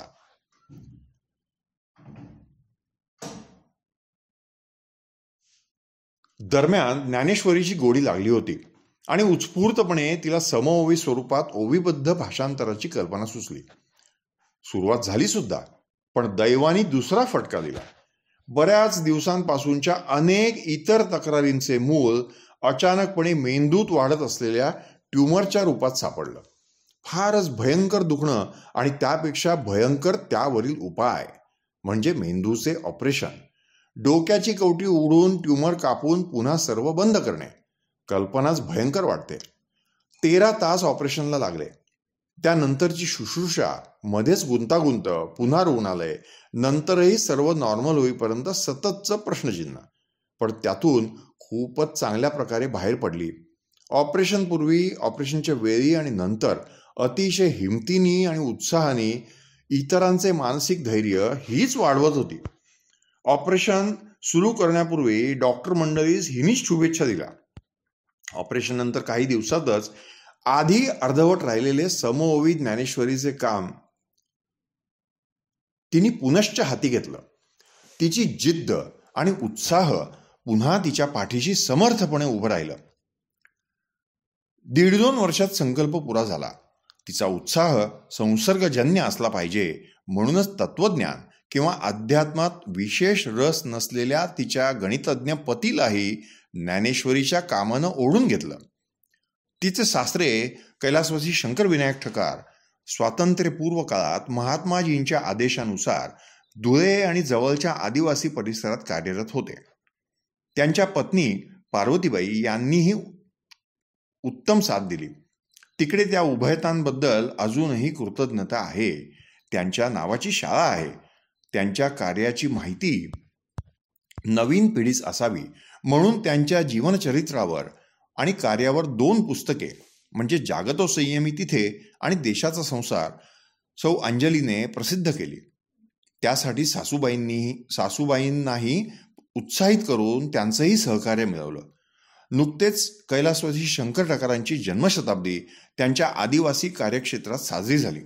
पावसाळ्याचे दिवस, आडगावचा प्रवास, प्रकृतीची तक्रार सर्व असूनही अतिशय उत्साहाने ती त्या ठिकाणी जाऊन सहभागी झाली. कृतज्ञतापूर्वक खादी वापरण्याचे व्रत यापूर्वीच तिने अंगीकारलं आहे. हा उत्साह साध्या साध्या गोष्टीत सुद्धा सारखा दिसतो. पत्रलेखनही साधारणपणे बऱ्याच लोकांना आपादधर्म म्हणून करायची गोष्ट असते, पण हिचा त्या बाबतीतील प्रचंड उत्साह. मी दिल्लीला असताना मला पुण्यातील तिच्याच नव्हे तर सर्व नातेवाईकांकडच्या बातम्या, तिच्या लेखनाविषयी नवीन सर्व गोष्टी अगदी स्पीडपोस्ट सारख्या ती कळवायची. एकेका दिवशी दोन कधी जास्त सुद्धा पत्रे तिची यायची. एक कार्ड किंवा आंतरदेशीय कमी पडलं म्हणून पुढचा मजकूर पुढल्या पत्रात असायचा. कधी पुढचा मजकूर असलेलं पत्र आधी मिळायचं आणि पौष्टिक विनोद व्हायचा, म्हणजे पोस्टाचा विनोद व्हायचा. तिची मुलं म्हणायची की शाळा कॉलेजातून आम्ही घरी येऊन आम्हाला काही कळायच्या आधी ती बातमी मामाला कळवणारे पत्र पोस्टाच्या पेटीत पडलेलं असायचं. याशिवाय राजकीय सामाजिक घटनांच्या वर्तमानपत्रातील बातम्या वाचून त्या संदर्भात इंदिरा गांधी, राजीव गांधी, बाळासाहेब ठाकरे इत्यादी सर्वांना तिची पत्र जायची किंवा अजूनही जातात. प्रतिभा अजूनही तल्लख आहे. जोडीला दुर्दम्य उत्साह आहे. लहान मुले, तरुण मंडळी, बरोबरीचे आणि वयस्कर सर्वांशीच गप्पा टप्पा करण्याचा उत्साह आणि हौस प्रचंड. कविता सारख्याच होत असतात. अगदी मंगलाष्टके, बालगीते, पाळणे सर्वांची नावे त्यात फिट बसवून ताजा माल मिळतो. मी खूपदा चेष्टा करतो. त्याचबरोबर अगदी मृत्यूसारख्या गंभीर विषयावरही मैत्रीपूर्ण संवाद साधलेला असतो. नाहीतरी ती त्याच्याशी शेकहँड करून आलेलीच आहे म्हणा. आलेल्या पाहुण्याला चहा पोहे खाण्याचा आग्रह होतोच. त्याचबरोबर नवीन कविताही मिळते. शारीरिक विकलता असल्यामुळे तिने स्वतः स्वागतासाठी कष्ट करू नयेत असं सगळ्यांनाच वाटतं. पण तिच्या उत्साहापुढे सगळेच हार खातात. तिच्या इंजिनियर मुलीच्या लहान मुली सांभाळण्यासाठी चांगली सोय होत नव्हती म्हणून जवळजवळ 1.25 वर्ष ही उत्साही आजी रोज SP कॉलेजपासून रिक्षाने डहाणूकर कॉलनीत जाऊन दिवसभर नातीला सांभाळायची. आता सोय झाल्यानंतर आजी रिटायर होते अशी कविता करून हे काम संपवलं. पण हे होताच दैवाने तिला पुन्हा धक्का दिला आणि तोही तिनं हसत झेलला. इमर्जन्सी अपेंडिक्स ऑपरेशनची बातमी, इमर्जन्सी अपेंडिक्स ऑपरेशनची बक्षिसी आजीला 15 दिवसापूर्वीच मिळाली. या उत्साहाच्या जोरावर आणि जबरदस्त इच्छाशक्तीमुळेच ती अशा जीवघेण्या दुखण्यामधून जाऊनही समओवी ज्ञानेश्वरी सारखा संकल्प पुरा करू शकली.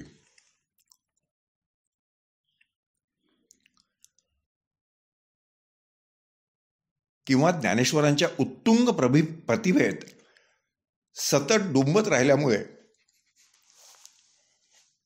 शारीरिक वेदना बोथट झाल्या असेही असेल. तिचा हा उत्साह आणि जिद्द 60व्या वर्षापर्यंत टिकली. तशीच टिकून आणखी मोठे कार्य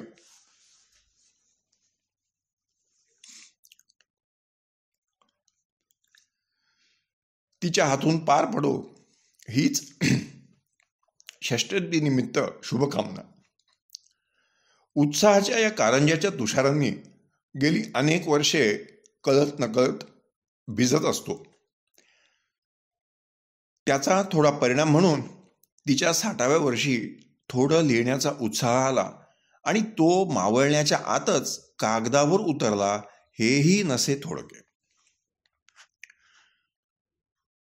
तर मित्रांनो, माफ करा, हा शेवटचा लेख आणि त्यातला शेवटचा माझ्या मामानी म्हणजे वसू मामाने लिहिलेला हा लेख वाचताना मलाही खूप गदगदून आलं. परंतु खरोखरच या अशा पालकांच्या पोटी आपण जन्मलो ह्याचं खरोखरीच एक फार अप्रूप वाटतं. आणि हा खरोखरच एक देवानी फार मोठी बक्षिसी आपल्याला दिली आहे असं माझ्यासारख्या सर्वच मुलामुलींना, इतर अनेक घरातल्या मुलामुलींना वाटत असणार, ज्यांचे आई वडील त्यांच्यासाठी इतका सगळा संपूर्ण त्यांच्या आयुष्याचा वेळ देतात आणि त्यांच्या संगोपनामध्ये, त्यांच्या संपूर्ण शैक्षणिक वाटचालीमध्ये त्यांचा इतका सहभाग असतो.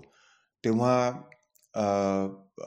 असं सर्वांनाच वाटत असतं. परंतु आम्हाला तिघही भावंडांना, म्हणजे माझ्या 2 बहिणी आणि मला, हे विशेष नेहमीच खूप अप्रूप वाटतं की आमची आई प्रभा जुमडे उर्फ अंजली ठकार किंवा पु ल देशपांडेंनी त्या कवी संमेलनात जशी ओळख करून दिली होती, ही प्रभा उर्फ जुमडे उर्फ अंजली उर्फ ठकार, तर अशी ही आमची आई की जिचं शिक्षण फार तर 12वी पर्यंतच झालेलं असावं, पण तिची प्रतिभा आणि तिची काव्य प्रतिभा आणि तिचा उत्स्फूर्तपणा, प्रचंड उत्साह, दुर्दम्य आशावाद